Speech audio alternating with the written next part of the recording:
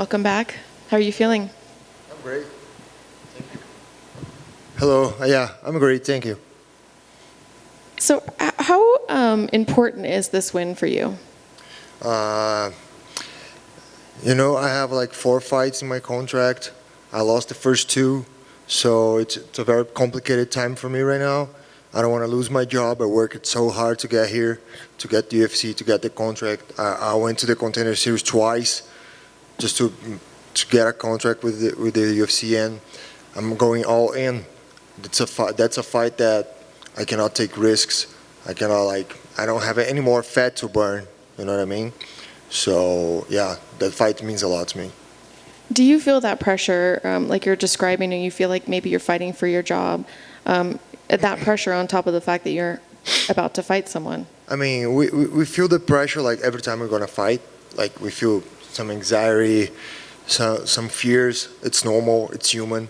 But I believe that once I step in the cage, I just forget everything. I just go to my zone, and do what I've been doing for these past 2-3 months to get to this point right now. So I don't think like they fight, like in the actual fight, is gonna be a problem for me whatsoever. And you mentioned the Contender Series. It's back on the air. We're in week 3 now. We're seeing Dana give contracts to just everybody. I'm wondering what your thoughts are, considering you had to go through twice. Do you feel like it kind of cheapens the series to be just giving them to pretty much everybody, including losers? Oh yeah, it was definitely harder back in my day. Like I fought the Contender Series Brazil. It was like a special edition, but it happened in Vegas, and I won a very tough guy for 30-26, and I still didn't got the contract because it wasn't a finish. And now he gives contracts to everyone. All they gotta do is win. You don't actually have to finish the guy. Back in my day, you had to finish the guy. But yeah, I mean, wherever is on his mind, it's not my show. So he do whatever the hell he wants. And you've had a little bit of bad luck with canceled fights. Is there any fear when you go into a fight week now that it's just like, when can you feel good about the fight actually happening? Well, not only like canceled fights, but switching opponents. Like my first UFC fight, I was supposed to fight Kevin Holland, and then I was supposed to fight Dishirico, and like it switched like 4 times until I fought Andre Sergipano, and it's always been like that ever since I got to UFC. None of my fights was ever one guy, and it kept going with that guy. But this fight right now, that's the first fight that I had the guy, and it's still the same guy to the day of the fight. So, that's really important for me, because I need my time to do my strategies, to focus, to visualize the fight, and I'm visualizing someone and then it changes. That messes up a little bit with me. So I'm glad this time it didn't change. It kept the same one. Do you think those changes kind of factor into the loss? I mean, it's hard to give excuses to losses, but yeah, it's not like the same. It's never the same. It always some trouble, especially when you switch opponents and they have totally different styles. It's just impossible to be the same. And now you say you spent this fight camp with one opponent. What are your thoughts on that opponent? Yeah. So Joaquin's like a highlight fighter. I love that about him, because I know he's gonna come forward. He's gonna try to knock me out, as I will try to knock him out. And he has like a lot of finishes, but 8 of my 9 wins were finishes too. 7 in the first round. It's gonna be a fun fight. It's gotta be. I expect him to strike with me, and it's gonna be a fun fight. If go to the ground, I believe I have an edge in that area, because I'm Brazilian Jiu-Jitsu. I'm not a black belt, but I've been doing this forever. So would you prefer the fight stay on the feet and maybe get a highlight on him? No, that would be like the ideal scenario, wouldn't it? But wherever it goes, I'll be ready. Thank you. I think you already kind of answered it, but I'll get you to elaborate a little bit more. I think a lot of people look at this, when they look at the high-level striking, they both see you as high-level strikers. But do you think the jiu-jitsu is, a lot of people might say, hey, this is a jiu-jitsu versus a striker, because your jiu-jitsu is decent. We've seen really good things. So is that the biggest part? Is it too easy to say that's the game plan, is that you're going to try to get him to the ground? That is definitely not the game plan. If I have an opportunity, I will definitely take him to the ground and I'll make the most of it. But I don't have that set in my mind. But I know if it goes, I'll have the edge on that area. But you guys all saw my fights. I never look for takedowns. It's very hard, very unusual for me to look for takedowns. So I expect this fight to be on the standing. And with a lot of times when you said a lot of people consider him like a highlight fighter, I think with that, some people think that you just need to get past the first round, get into the second round, get into the third round. Do you think that might be a case here where he might be a little bit less dangerous as the fight goes on? I don't think about that at all. I'm not that's not something that's going to make me feel secure. Oh, it's the second round now. I don't need to worry anymore. No, he's dangerous every round. He swings hard. I've seen his fights, and I'll be ready every round. I don't think that's an advantage for me. And I know, and we talked with some of the other fighters that came here today, and we talked about the mental side of the game. How strong somebody's mental side can win them the day. Coming in with the 2 losses, like you said, you're fighting. You feel like you're fighting for your career. Do you feel that you're going to want this fight more than he's going to want this?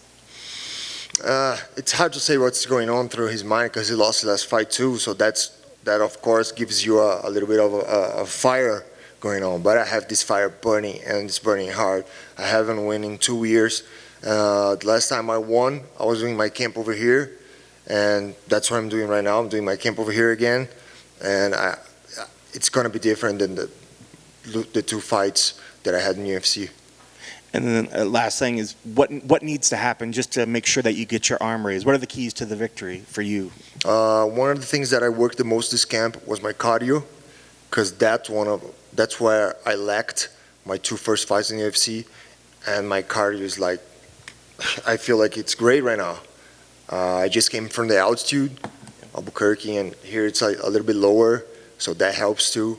And that was one of my main focus throughout this camp. As long as I can stand there and be myself during the 3 rounds, I believe I'll win this fight. Best of luck. Thank you. Tudo bom, Arroyo? Beleza, irmão? Fazer rapidinho em português aqui. Você teve luta cancelada algumas vezes, troca de oponente e tal. Eu queria que você analisasse bem rápido. Qual foi a dificuldade da última luta? Foi bem em cima da hora, era uma luta importante. E 2, você já tem 2 lutas no UFC, mas foram trocadas também ao longo do camp. Dessa vez você vai fazer uma luta que não foi trocado o adversário. Exato. Qual a importância disso? Você se sente melhor dessa forma? Essas 2 perguntas. Bom, então, fazendo uma retrospectiva aqui bem rápida, minha primeira luta trocou meu oponente 4 vezes. Isso é uma coisa que atrapalha bastante, porque uma hora é um striker, uma hora é um grappler, uma hora é um striker. E segunda luta, eu passei mal.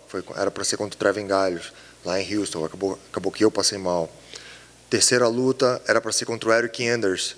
Primeiro era para ser contra um grego, que vai até lutar contra o Poitin agora. E aí trocou para o Eric Anders. Aí chegou no dia da luta, o Eric Anders passou mal também, não teve luta. E aí, um mês depois, eu tive que lutar contra o Darren Wynn, que é um cara wrestler, um estilo totalmente diferente do Derek Anders. E um mês depois, acabou não dando tempo para me preparar da forma correta. Dessa vez, não.